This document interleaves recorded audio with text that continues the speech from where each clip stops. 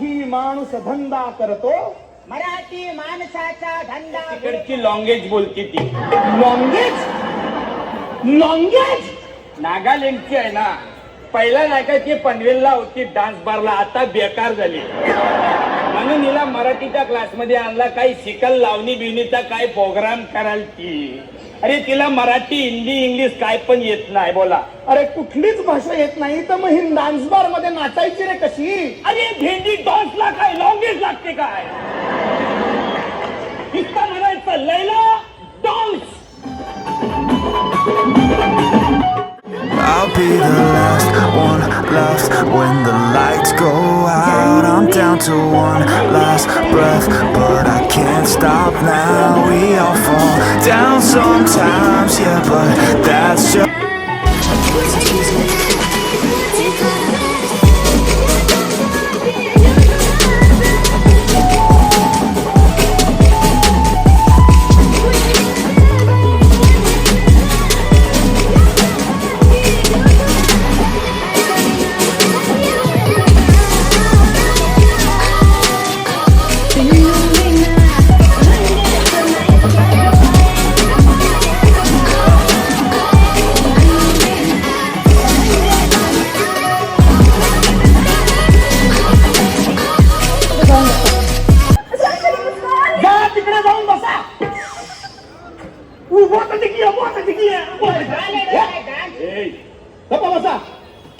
आता सगळ्यात पहिल्यांदा आजच्या दिवशी मी तुम्हाला भाषा कशी चालवायची हे शिकवणार आहे. काळ कसा बदलायचा ते शिकवणार आहे. मी तुम्हाला एक वाक्य देतो. मराठी माणूस धंदा करतो याचा भविष्य काय सांगा. आयो ते मी सांगते.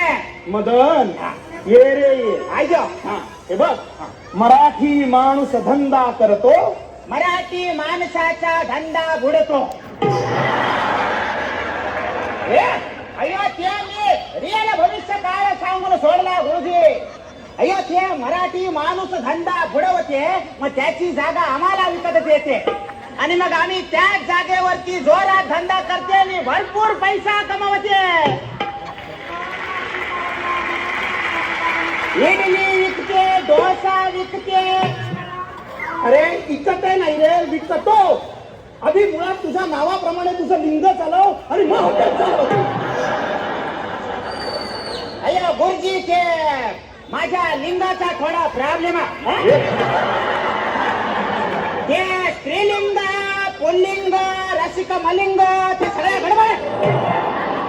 हे तेवढं तू मला रिपेअर करून दे गुरुजी. देईल देईल, पण त्यासाठी तुझी इच्छा हवी. जा मदन, जाऊन बस तिथे. हा आता मला सांगा, मराठी माणसात जागा हो अशी हाक महाराष्ट्रात पहिल्यांदा कोणी दिली. दिली कशी रे. मराठी माणसाला जागा करायचं काम आम्हीच करतो ना. जागतेलो. हे बघा, तुमच्या कोणपैकी कोणीही अशा थापांवर विश्वास ठेवू नका. आता तुम्हाला मी एक मराठी माणसाचे गणित घालणार आहे, ते सोडवायचे आहे. समजा एक मराठी माणूस दिवसाला 20 पोती वाळूची उचलतो, तर 20 मराठी माणसे 5 दिवसात किती पोती उचलतील.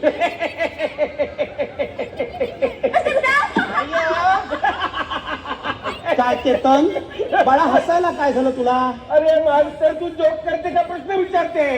काय विनोद काय याच्यात. हा, पहिला 20 मराठी माणूस एकत्र येणारच नाही, आणि जरी आला तरी तो पहिला युनियन करेल, मग संप करेल आणि सगळं काम बंद पाडेल. बरोबर नाही. पोती उचलायला देणार नाही कोणाला. के बोलते. तुम्ही इथे या वर्गात मराठी शिकायला आलात का मराठी माणसाला शिकवायला आलात. आता यापुढे मी एक कविता शिकवणार आहे. माझ्या मागून तुम्ही ती कविता म्हणायची आहे.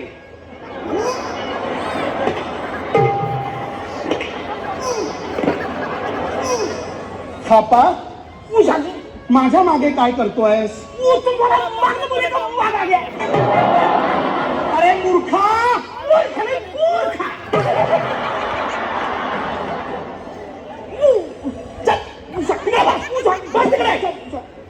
मूर्खा. हा म्हणा.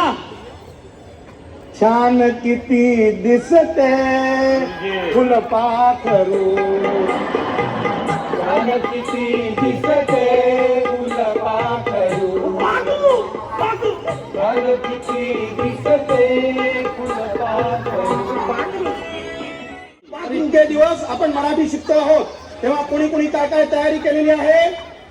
गुरुजी हा, हम नाटक करना चाहते हैं.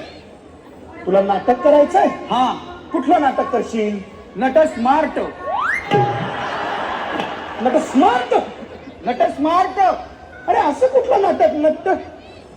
नट सम्राट? तुला नट सम्राट करायचंय? हाँ, कर बाबा कर, तूच राहिला होतास.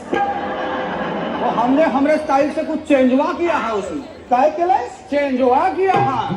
चेंजवा? हाँ, अरे वा, फॉर अ चेंज. आता आपण हेही पाहूया. करा. अरे कोणी झोपड़ा देखो का झोपड़ा. अरे एक भैया बिहार वरनं मुंबई मध्ये येऊन टॅक्सी चालवून भजिया पाव खाऊन फुटपाथ वर झोपतोय. अरे कोणी झोपडा देता का झोपडा. ए लासवा, ए सोकवा, अरे इथं झोपडा दे दो छोटा सा, फिर एक छोटा सा झोपड़ा दे दो. एक मेरे लिए और एक मेरे बिरादरी के लिए, और बगल में एक पनवा का ठेला भी मेरे जीजा जी के लिए. अरे फ्लैट नहीं चाहिए, नहीं चाहिए हमको फ्लैट. वो तो सरकार हमें खुद ही दे देगी, कृपा शंकर की. झोपड़ा दे दो रे, झोपड़ा दे दो.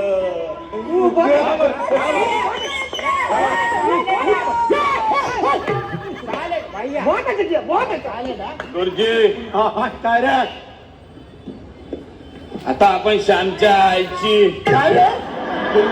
स्टोरी सांगणार आहे. श्यामच्या आईची गोष्ट तू सांगणार आहेस? हा, सांग बाबा सांग. तर आपल्या स्टोरीचा टायटल आहे श्यामच्या आई. त्यांना एक श्याम नावाचा पोरगा असते, आपल्यासारखा एकदम टकाटक. तिची ना भेंडी एक आय असते.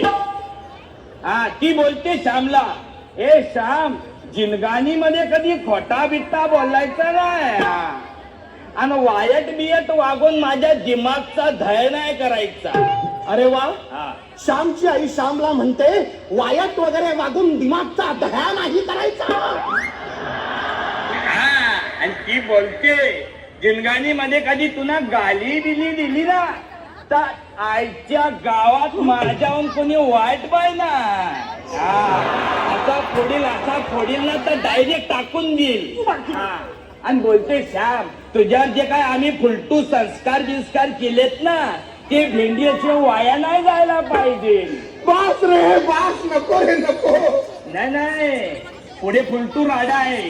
हा, म्हणजे श्यामवरती तिनं संस्कार केले त्यामुळे काय झाला गुरुजी, श्यामचा पुढचा अख्खा लाईफची आई झेड. बास रे बास, तुला तुझ्या पद्धतीने का होईना पण श्यामची आई कळली आहे. खूप झाले रे, खूप झाले. दिसतंय ना. हो, बता क्या तू.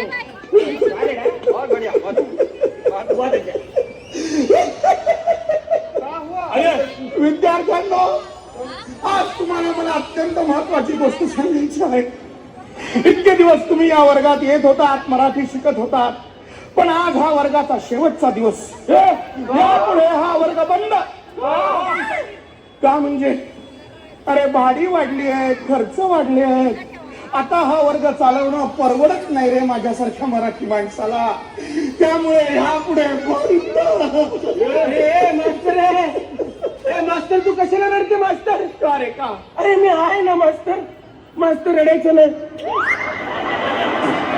हे मास्तर, हे रडायचं नाही. हे बघ, हे तुझा वर्ग मी विकत घेईल. म्हणजे तुझा वर्ग मी विकत घेईल नाही, तुला ठेवेल नोकरीला शिकवायला. काय सांगतोस?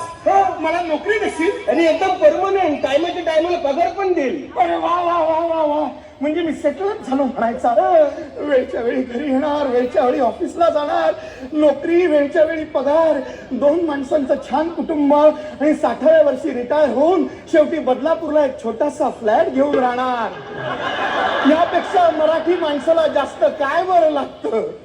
अरे विकला केतन, विकला रे, विकला मी तुला माझा हा वर्ग. चला सुरुवात करा. ए मास्तर, काय रे? आता ती खुर्ची माझी आहे. म्हणजे? तू आता शिकवायचं काम करायचा, आता मी तिकडे बसणार. अरे पण इतके दिवस विद्यार्थ्यांमध्ये होतास ना. हा, पण आता मी विकत घेतला ना वर्ग. अरे हो हो हो, बसा बसा पारेख साहेब, आपण बसा, मी शिकवतो. तर विद्यार्थ्यांनो, आत्ताच मी तुम्हाला जो शिकवला त्याला म्हणतात मराठी बाणा. लाभले मास भाग्य बोलतो मराठी, साहलो खरेच धन्य ऐकतो मराठी, धर्मपंथ जात एक जाणतो मराठी.